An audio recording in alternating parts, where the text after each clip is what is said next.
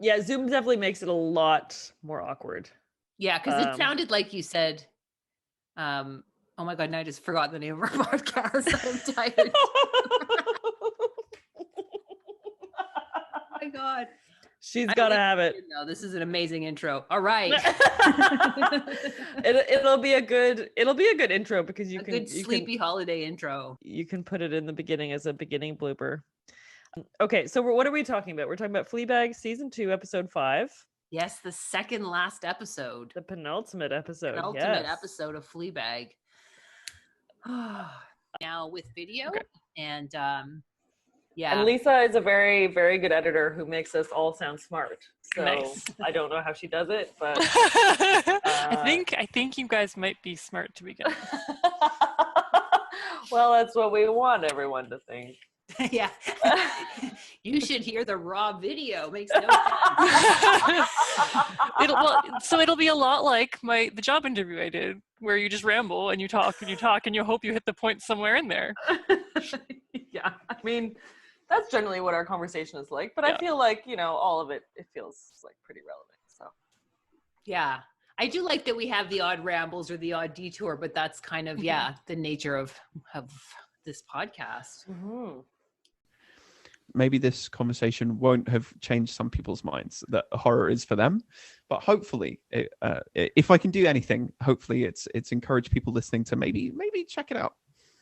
Yeah, and the possibilities of depth of exploration and empowerment. I like it. We welcome men here. We absolutely. Oh, Lisa, I just thought of something. You always said to me, if we ever have a man on the show, you wanted to ask if you had a question. You said something like you wanted to know if men thought, oh, now I can't remember. That's the worst ending.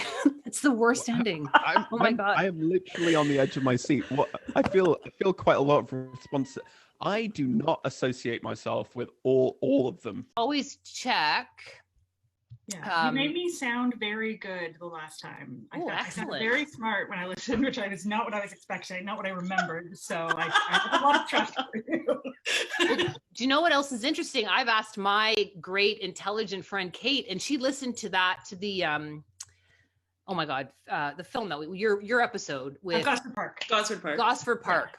Yeah. And she said, first of all, she was running around her house trying to find her DVD after listening to it. She really wanted to watch it again. And then she kept saying, well, I don't know if I'm going to have that much good stuff to say. And now she's like insecure about coming on. So I've told her that's not, that doesn't You told her I was insecure about coming on. And the first question you asked me, I went, Which I think was like, what's your name? Yeah. So you're a dramaturg. What's a dramaturg? You're like, it's okay. Get through this moment.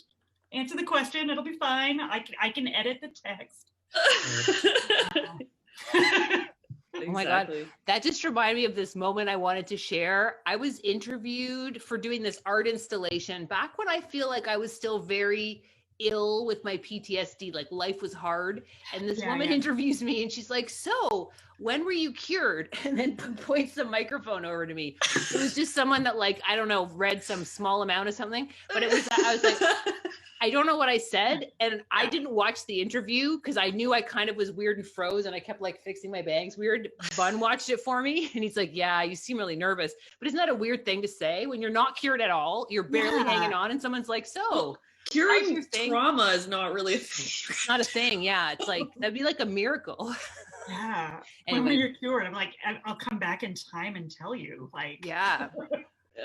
Anyway, that was my funny thing. Yeah. Thanks for choosing Hustlers. Cause it's interesting just from the poster and stuff. I wouldn't have been drawn to it, but I love it. It's a much different film than it looks like. It's and a fairly high contrast from Gosford Park. A little. A little bit, yeah. I was excited about the movie, and I was excited about the movie in the context of your podcast specifically. I thought it would be a great one for this venue. But also, I just loved it. I watching it for the podcast. I was the first time I'd seen it since seeing it in the theater, and it reaffirmed everything I was excited about. So, yeah. Shall we begin? Shall we dive in?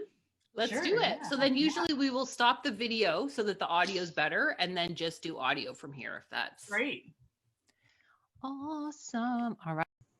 We are rolling, but not yet podcast rolling. Cool. I trust your editing skills. Like for Lisa and me, I probably cut out, I'm going to say thousands of funny sounds that we've made. I heard you guys went to the cottage. That sounds so lovely. I truly can't think of anything better than just being at a cottage. Obviously it'd be better if it wasn't a pandemic, but like being at a cottage, talking about Fleabag and talking about everything like not work related, that sounds like heaven. Yeah. Yeah, it really was. It really was. This whole season has intense religious undertone. The hot priest character like makes his entrance immediately. I used to just have albums of Gregorian chant in high school and I really liked it. Like for studying and stuff? Or yeah, because I feel like just even for putting on, like I'd have like a guy over and I put on Gregorian chant. So people thought it was like quirky and weird, but I liked it. And I guess it is, there's words, but it's not like words getting in the way of your thinking. And it really works with transporting. Like I feel like it takes me to a spiritual place very quickly. So it's like effective music, I think. Just so that we contextualize you for listeners. I think that she's frozen, not responding.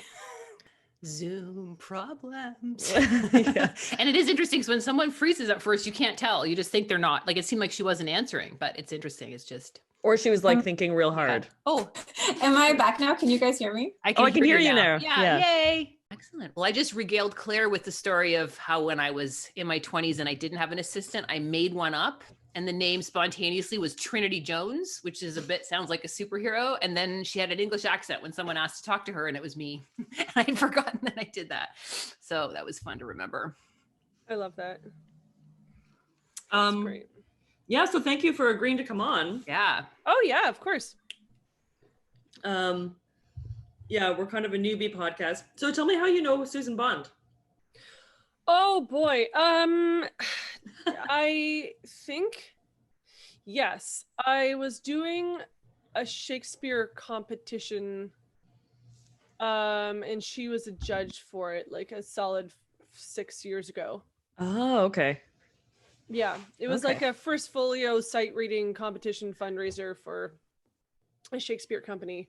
And yeah, so she was the judge to make sure that, all of our F's sounded like S's and it was all in good fun. But yeah, so I think I met her through there. Okay, cool. Yeah, she's been on our podcast a couple times. Cool. Yeah. She's very smart. She is. She is. Yeah. And she's always like, I don't think I can come on a podcast because I don't think I'll have anything smart to say. And I'm like, everything that comes out of your mouth is smart, Susan. Yeah, exactly. Yeah.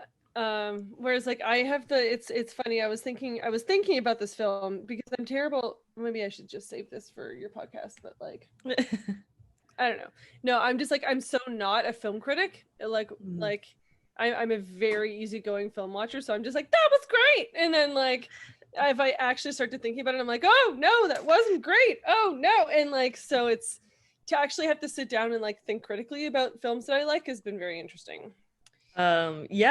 Yeah, totally. I'm also like, I mean, there are certain kinds of films that I find it difficult to be super critical of. Like I find it really difficult to tell if there is an action movie that's any good. Often I find, so I'm just looking for my introduction for you. Often I find I'm just like, I enjoyed that or I didn't enjoy that. That's like the level at which I can critique this. But I like critique theater, like one of my normal times freelancing gigs is to be a theater reviewer.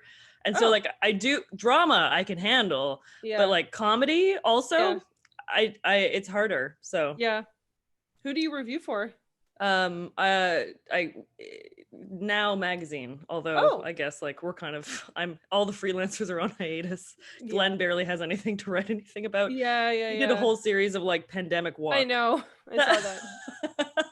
And I was just like, oh man, he's really reaching. Yep. So yeah, good times. Oh, nice. And yeah, I think just like to sort of bounce off what you said, because I feel like the reason Lisa and I started these is because I would go with her as her theater buddy.